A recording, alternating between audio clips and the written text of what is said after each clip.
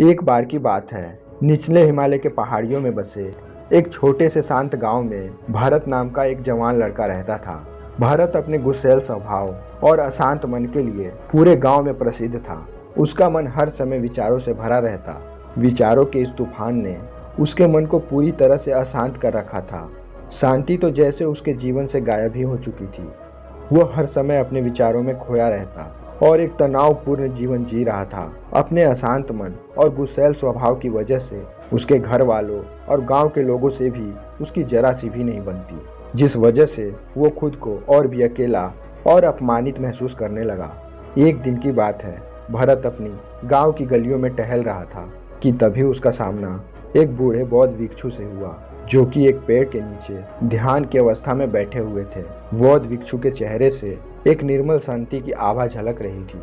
इस असीम शांति ने भरत को बौद्ध भिक्षु की तरफ आकर्षित किया। जब भरत बौद्ध भिक्षु के निकट पहुंचा तो उसने उनके चारों तरफ एक सकारात्मक ऊर्जा को महसूस किया। भरत को ये महसूस हुआ, ये सारी सकारात्मक ऊर्जा का स्रोत ये एकमात्र बौद्ध भिक्षु ही है। वो वहीं बौद्ध भिक्षु के आँख खुलने का इंतजार करने लगा। थोड़ी देर बाद जब बौद्ध भिक्षु ने अपनी आंखें खोली तो उन्होंने अपने सामने एक जवान लड़के को बैठा पाया, जो कि काफी तनावग्रस्त और नकारात्मक भावनाओं से भरा हुआ लग रहा था। भरत ने बौद्ध भिक्षु की ओर लालसा भरी नजरों से देखा और बड़े सम्मान पूर्वक कहा, मुनिवर, मेरा मन बहुत अशांत है। मेरे मन के विचार मुझे खाए जा रहे हैं। मैं एक क्षण के लिए भी शांति का अनुभव नहीं कर पा रहा हूँ।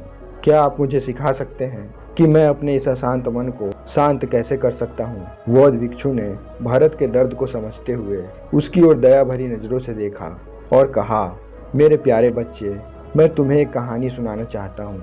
इस कहानी में मानसिक शांति और खुशहाली के रहस्य छिपे हुए हैं। क्या तुम इस कहानी को सुनना चाहोगे? भरत ने हाँ में अपना सिर हिला दिया और पूरी एकाग्रता के साथ कहानी सुनने को तैयार हो गया। उसके अंदर की उत्सुकता अब अपने चरम पर थी। बौद्ध भिक्षु ने कहानी सुनानी शुरू की।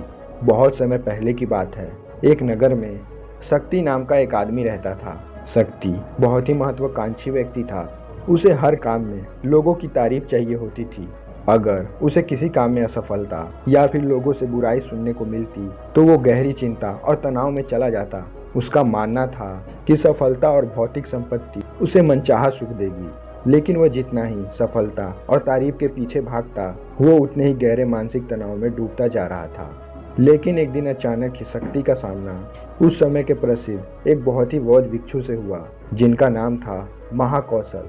महाकौशल अपने हजारों शिष्यों को ध्यान साधना की शिक्षाएं देते थे और वे खुद भी एक बहुत बड़े ध्यानी और आत्मदर्शी थे।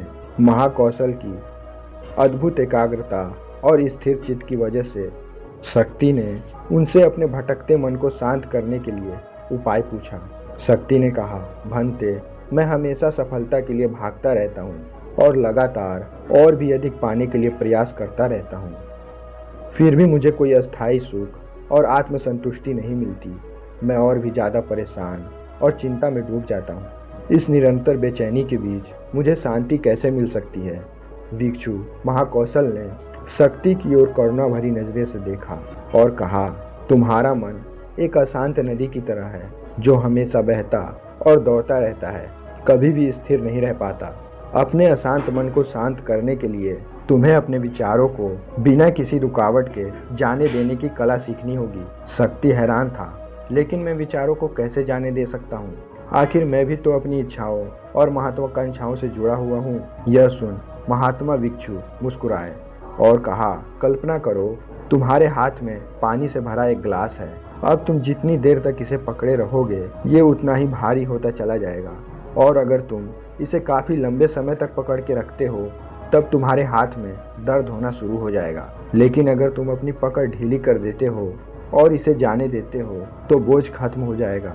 भरत ने कहानी और उसके संदेश को ध्यान से सुना और समझ गया कि अपने विचारों और इच्छाओं से चिपके रहना ही उसके बोझ को बढ़ाता है और उसके अंदर अशांति पैदा करता है।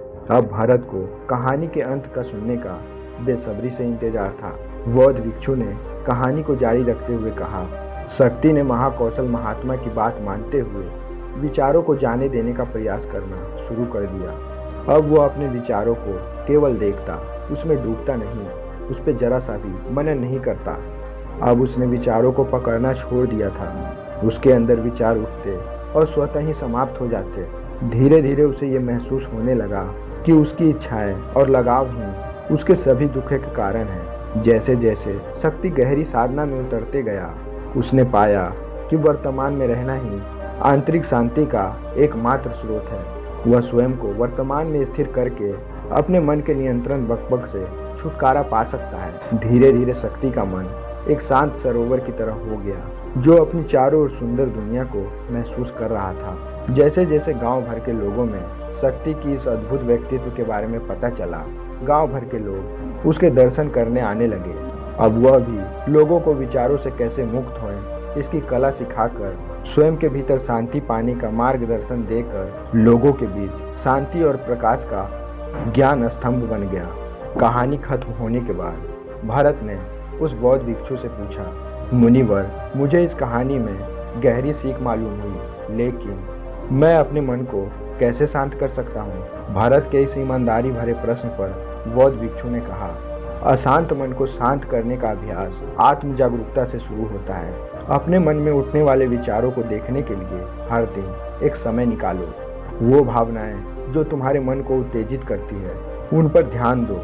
देखो कि वो कब और कैसे आते हैं और आकाश में ठहरे हुए बादल की तरह ही चले जाते हैं। भरत ने भी अपनी आंखें बंद कर ली और अपने मन में उठने वाले विचारों को अवलोकन करने लगा।